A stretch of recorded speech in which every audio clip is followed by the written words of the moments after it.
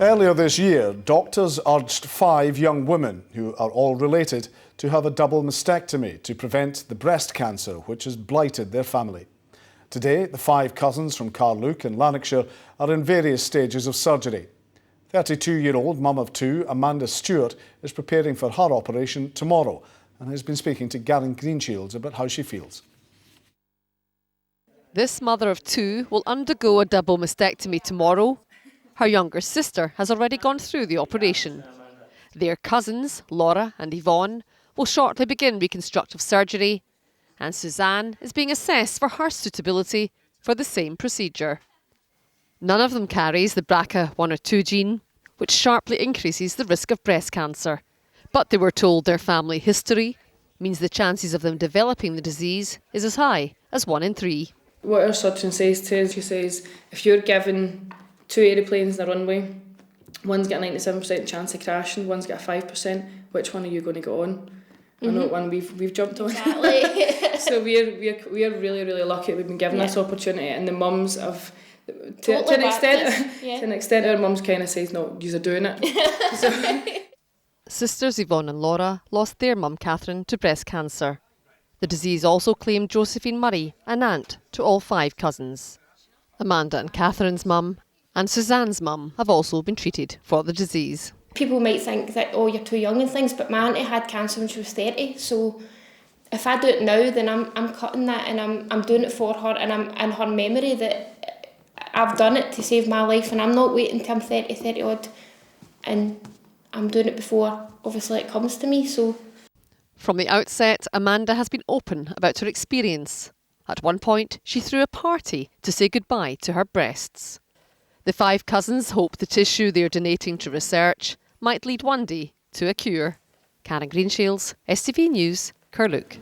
Amanda, do you want to go? Yep, my name's Amanda Stewart. It's Amanda Stewart, and I'm 32. Okay, and do you want to know what stage of the procedure you're at? My operation is scheduled for the 16th of July 2015. And when did your surgeon tell you that this was, I got told about 3 months ago that this would be my date, but it's been ongoing for about a year since I started asking for the same operation. So how did it all start originally? I mean, I thought, did one surgeon get you all together, or was it? What happened was we go every year for a breast screening with Mrs. Murray, and Mrs. Murray had said to us that there is a genetic link to the breast cancer that's been occurring in the family.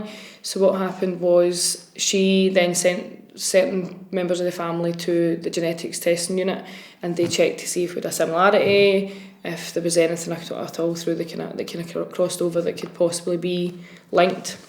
And what happened was none of the mums came back with BRCA1 or BRCA2 genes, and they then looked further in the family history and saw that there was other family members there who had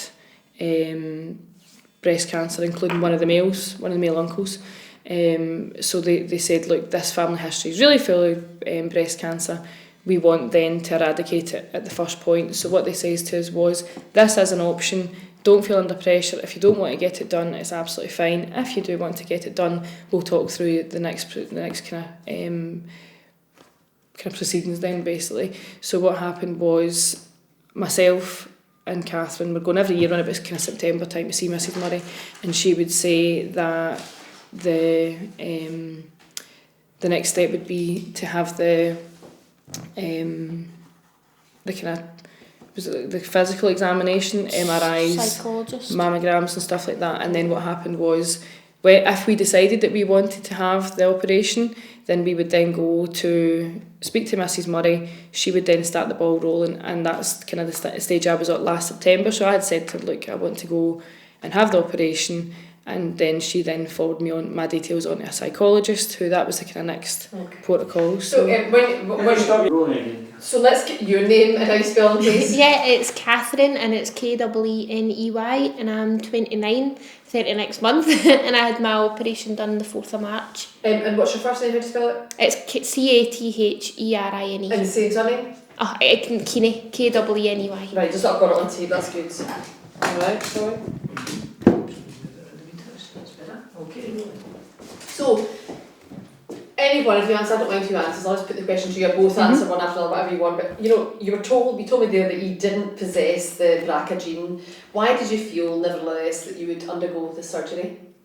Well, every year we go for the screening, and the screening process is a physical examination, mostly every year, a mammogram and an MRI. And an MRI is about an hour long in a big tunnel, basically. Lots of clicks, lots of noises. And during that hour, your mind is racing. You're thinking, am I going to get this? Is this going to come back? They're going to find something. How do I react when they do find something? I've got a wee boy at 6 and a wee girl at 3. And I just don't want them affected the way we've been affected with our mums, our aunts. So as soon as they said this an option, we can now jump to the chance to do it and thinking, it's only tissue, it's only fat. Get rid of that. It's more important than losing your hair. And to some aspects, a lot of your humanity, the kind of human kind of feelings that you've got. You just the fears and stuff that you must possess when you get told you've got cancer. We don't need to worry about that, basically. So tell me, because the viewers know nothing. Okay, why do you have that fear? Well, obviously we've lost a lot of really close aunties. That were kind of like our mums as well, so it's like it's hurt us really bad, and we don't want, like, we're just feeling it for our kids now, that we don't want them to go through that as well, and especially when it comes close to home as your mum, and having her coming in and telling you that when we've got the chance to get rid of it, I just feel as if it's like a no-brainer that we need to do it, like, for our kids. I got told last year that they'd found a thickening in my mammogram. And like that, I was 32, 31, and I get told they've found a thickening in your mammogram, and I had to go back for a repeat kind of screening, and luckily it came back clear. But that psychologically, that's really hard going. So to do this, we're sitting at roughly a 97% chance of getting breast cancer, and what they've told us is by doing this operation, it'll reduce it to 5%. They can't eradicate it completely, but for us, that's just as much as you can do. So, yeah, you say from 97 to 3. So I take it there was no hesitation. It was just yeah. The hesitation comes later. It was like a 5-minute talk I had with Mrs. Murray. And I says, listen, what would you do? And she goes, well, listen, she says, if I was in that same position. What the consultant told. Do that again, because we don't know Mrs. Murray is, if you say my surgeon, okay? So sorry, yeah. Okay, still rolling. Yeah, so just tell me about that again, please. Yeah, well, I was speaking to my surgeon, and she basically says if it was me in that position, then I would definitely go for it, and especially with your young kids and things, it's just a no-brainer, really. And that set my decision totally, because I was like, that is totally how I feel, and that was that. So. Unlike your sister, you've been through surgery. Yeah. How does it feel? It feels brilliant, the fact that I've actually empowered myself to go ahead and save my life in a way, obviously from breast cancer, and I don't have to go have that dreaded talk with anyone else in a wee room getting told that I've got cancer in the breast when I could have had the chance to get rid of it. So I feel empowered that I had that decision, and with the NHS obviously giving me that choice to make. So yeah, I feel very, very lucky. Did you feel grateful that you were able to do it? Definitely. The most grateful person ever, because I actually shook my surgeon's hand when I went in for my first infill, because I just felt as if he'd saved my life, and I think it was a wee bit set aback, but it was a wee special moment for me anyway. So. Yeah, I suppose you're a young woman and getting to a breast removed, is this a big deal? Even though it is life-saving stuff, but a big deal a step to take, isn't it? Oh yeah, definitely. I mean, when you come out the surgery, you're like, oh my God, what's happened, but once you start getting the breast back, like, in a way, obviously when you start getting infills and things like that, it feels just normal. I know that sounds weird, but it does, it feels normal. Yeah.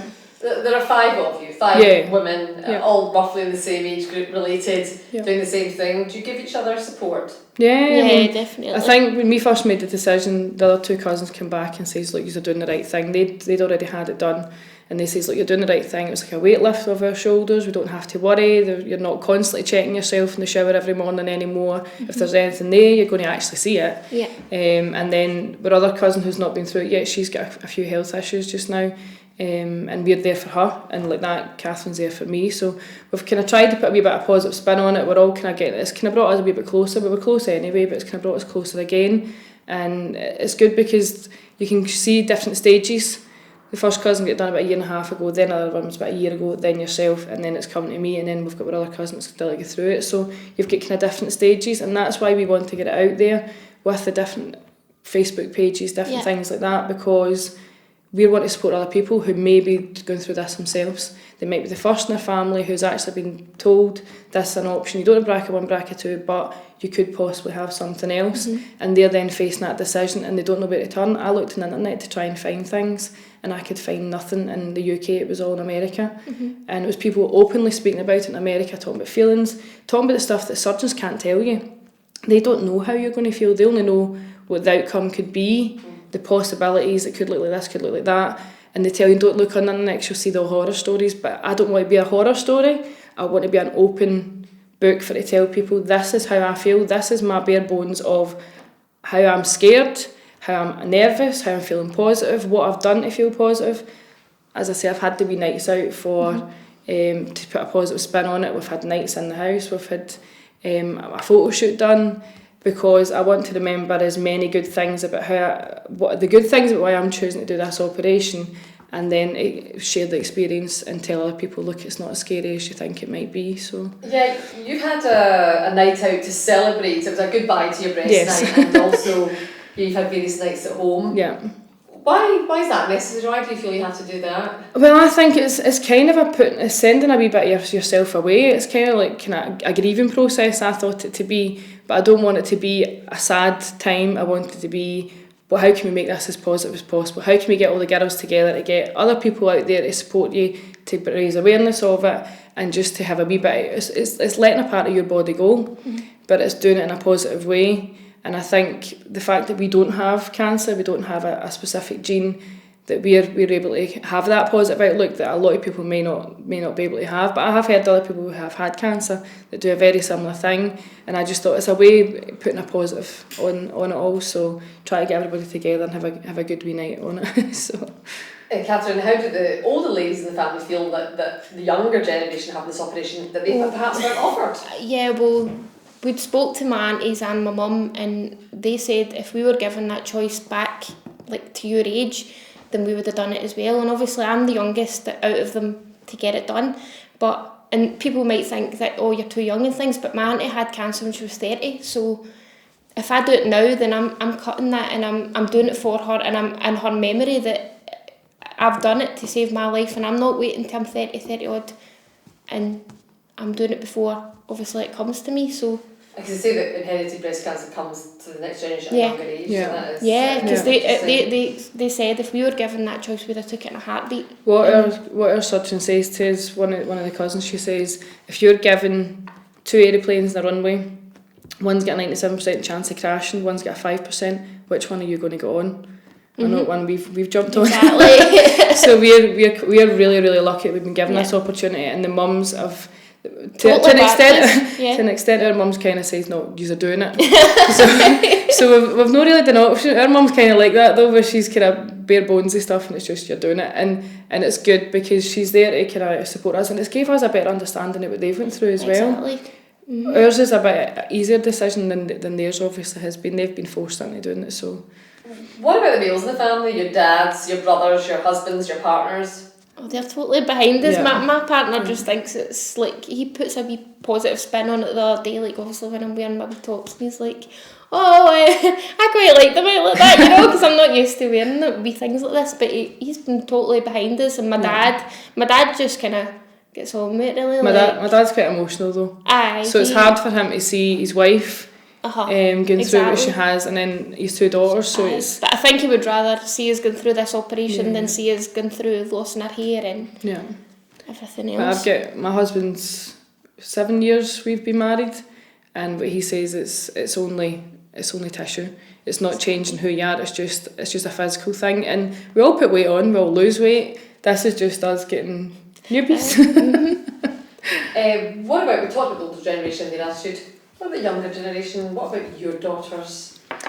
Well, my wee girl's 3 going on 4, and we've never had anything from her. We've said what Catherine was going in the operation for. She's never seen, obviously, the kind of scars and stuff like that, but she's aware that we're going in to have an operation to help keep us here. They've lost an uncle to cancer as well, and that we've kind of used that to kind of try and teach them why we're doing it, what the options are, and I actually spoke to psychologists and spoke to genetics and said, look, how does this operation go with my girl, because 20 years down the line I don't want her to be going through the same. And what they says was, and we signed a disclaimer for it, the 5 tissue that we give will get used for research to see if they can find another gene. Hopefully they'll be able to find what the gene is that mutates in our family, and we'll be able to stop it in its tracks for our generation, our next generation. So hopefully by the time my wee girl gets through to our 20s or 30s, that she'll be able to see if she's got the same gene, and if she hasn't, then make that choice herself whether she wants to go through this, and hopefully she's not. So fingers crossed anyway. I think that's more than enough. That was fantastic. It's not so shy of talking. It's not No. So I think that's more than It's really enough. good. Can I get just a couple of edit shots? Catherine, can you look across at Me, Amanda, sorry. Can you look across Amanda? You're just listening to her as she's talking. You just talk about your camera just now, Amanda. Hopefully, I did speak to genetics, and I says to look what's going to happen Catherine, with you were agreeing what she was saying and all that. What's going to happen with just look over Erin, at Karen. because she's only 3, she's not 4, and she says, look, I can't tell you, and I says, will she get the same screening as us? And they said, we don't know. A few more notices, please, Catherine. Not sure, I think they will obviously. They're hoping, what they say is we don't know where we can stop the screening, because we'll be a gap in her family lineage. So if we're at the stage of we've not had any breast cancer, whereas we've all got aunts who've had it, but if we stop it, then there's nothing there for us but to. There must be. Amanda, could you do the same? So Catherine, could you talk to Well, you've got a little boy, haven't you? Yeah, I have. He's only 2.5, so he doesn't really get it. But it was quite upsetting. It was obviously upsetting walking through the door and seeing him I'd not seen him for like under a week, and that was I'd not spent a day without him, and obviously going in and seeing him and stuff like that, and just wrap my arms around him basically. But he missed me more than anything else. But other than that. Have you got a boy and a girl? Or Boy and a girl. To the Wisha Press, I know one of the girls, the writers at Wisha Press, because we lost my brother-in-law in 2012 to non-Hodgkin's lymphoma, and I had a fundraiser actually crossing the hall across the road, and it raised about £2,000-3,000. We've did different fundraisers, see, because we do try and get the positives on it, because Auntie Catherine passed away in 2009, but the last night that she had was a night I had for Macmillan. It was the race night, was it? No, it was the folk and karaoke.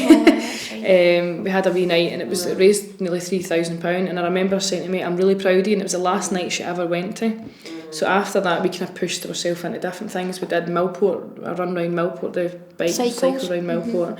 We did race nights, we did just general. What happened was he was... No, your phone's fine. I've seen that during the interview anyway. That's good. Yeah, just leave that. Could we bring that other one just over? And off you go. And just have a wee chat away about it all. This is my Uncle John. This is his daughter's wedding. Can you tell it? Can you see? how much he's laughing at my dad as well. The auntie's picture is the best one though. Like this just captured them. It just kind of captured them, just kind of laughing and stuff, didn't it? And like that. It kind of hurt us a lot harder when we lost my John and we lost my Catherine as well. This is the last pictures that we'll ever have of them. So, but like that, it's just hilarious. They all get their legs up and all. My mum tried to kind of do like a wee pose. Side pose, aye. You see that? Right, that's brilliant. So I just put your finger on it, that's good.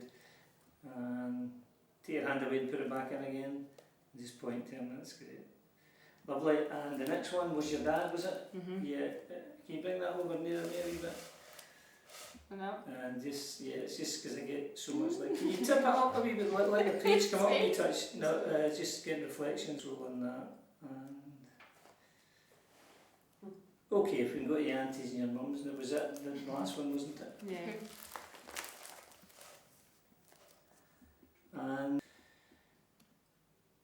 And just put your finger on it again. This page, the other This page. one here? Yeah, that's good. And what? See, when you finish that, let me know and I'll get the girls on tape to point who everyone is, right? So that I've got it exactly Sure, right. I don't want to make sure. any mistakes. Yeah. Because you said about sending them through, and I was like, we only have them in this form. Okay. So if you can just point them out from Right, left this to right, yeah. That's Josephine Murray. That's my auntie that died. She died first. What was her Could name? we just do it with your finger if you can? Because I can. And that's who's, good, that's and good. tell me who her children are, that who our girls are that are going under the same op. They're None of them not. are doing it. None of them None are. of them are doing They're it. not. They've chosen not to do it. How old are they? They're in They're their 40s. 40s. And they're told not to do it. Chose not to do Right. it. Right, okay. The And the next one? That's my auntie Catherine. That's Yvonne and Laura's mum. She died just after her 60th. In Just the before. July 20th. Or was it? No, right. It was just Okay. before her 60th. Because we had the balloon thing. Oh, that's right. Mm-hmm. Just keep your finger down a wee yeah. touch down and leave it just up a wee bit now. Yeah. Just there. That's Front my one. auntie Sadie. That's Suzanne's mum, Mhm. who can't. Obviously, she's in hospital just now. Suzanne Donnelly. Sadie Donnelly. Sadie Donnelly. That's her mum. And she had breast cancer And too. she had breast cancer. Over it too. now. Over it now. And yeah. when did she have it? She was in her 50s, early 50s. And she is what now, roughly? 65? 65. Okay, 65. 15 years ago she had it, right? Okay. Yeah. And mastectomy, tell me that kind of thing. She had a mastectomy? She had mastectomy She had and it from her back as She's well. had the muscle moved from her back. Okay. Double mastectomy? Yeah. Right, okay. That's Yvonne Ritchie. No, Doherty. Oh, sorry, Yvonne Doherty. I don't want to go through the Sorry, names. I'm just going to say Suzanne, things like Suzanne's Yeah, mum or that's whatever. Yvonne, but she's had the. She had a double mastectomy reconstruction, and they, she's got a daughter, and she says she's not want to do it because her mum's never had breast cancer. Ah, she just got it done, right, okay. But we, Who knows? they've said that it doesn't matter whether we've had that or not, it's still coming down the lineage and it's Yeah. not stopped yet, so we need Even to. at my cousin Alison, whose dad is related to my mum and that, she They've got told advised her to do it as well. to get it as Could you well. put your finger in from your left hand in from the top? It makes it Your easier left if you Like- your left like- hand like as you. that. So that's better. So who's the next good. one? So that was They the middle were one. two So the and next these one. are just- Yeah. No, So I one, think one, one with the that's skirt. Hold on, Bobby. Right, Bobby, no, we're not going to get those two. You know. No, Okay. it's the lady with the white t-shirt, sorry, and that lady there, who's that? That's my auntie Anne, she's married on to one of my uncles. Right, and So it's she's just not. mum. So it's She's your my mum, so your mum's She's my here, mum, sorry yeah. Bobby, this one here, and tell us about your mum. That's your mum. She had cancer in 2008, breast Breast cancer, cancer, and she got a double mastectomy in the like a month later, wasn't Right, it? No, she okay. had double mastectomy in the January after that. The January But after. she had it afterwards, okay? Yeah. Right, fine. So I've got all the girls that we've talked about under mums on that. Brilliant, right. Yeah. And can you show me a picture of the girls as well, the 5 cousins, just that we've got it I don't think up. I've got that on this, I think it's I in don't the worry, it's email fine. you've got that Well, one. hold on, tell me what. Have I got it on the phone? No, I haven't. Fine, I'll get it, it's fine. Just I'll- take your dad out as well and the other one. I'll just get. Oh, is that your dad? That's Yeah, my it's dad, my yeah. dad. Just Right. get a clean shot. I also of need that a as well. photograph of your daughter. You spoke about your daughter, didn't you? That's her there. Bobby can get that on the shelf, that's fine.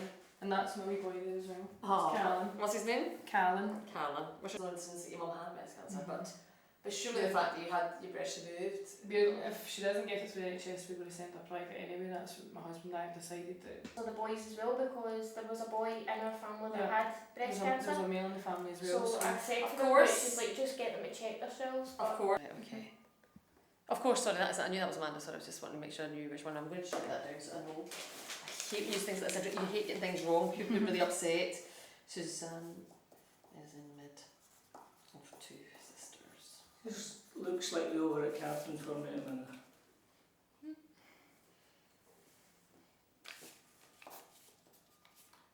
And back over towards Karen. I'll get that running first. And then just flick over the pages. Yeah, yeah. Oh, sorry, Prick. Flick them over. I'm not sure which one is best though. Just Bobby. lose your pencil, will you? Aye, okay, give me a second just to get it sorted and I'll do it. Right, just say when. Go. It's not really good. No. Let's see what a That's page. fine, Can I just see which page is best for it, Bobby? Okay. Just to see if it's maybe kind of appropriate. No, the one with the stripper. I know, close your eyes. Oh, there is one there, see? That's me and my best pals. And what to do is, it's quite nice Never heard of anybody doing that. see if you flick back to the original page, Cam, so you finish off in Sorry. Bye Bye Boobies. Right, on you okay. go. Right, so we'll go, what we'll do is... No, Oh, I'm start so from- sorry. Start from there? No, start from, start from finish there, there. then Start start from back there, over then there. Okay, finish but it. you just say when. Okay, off you go.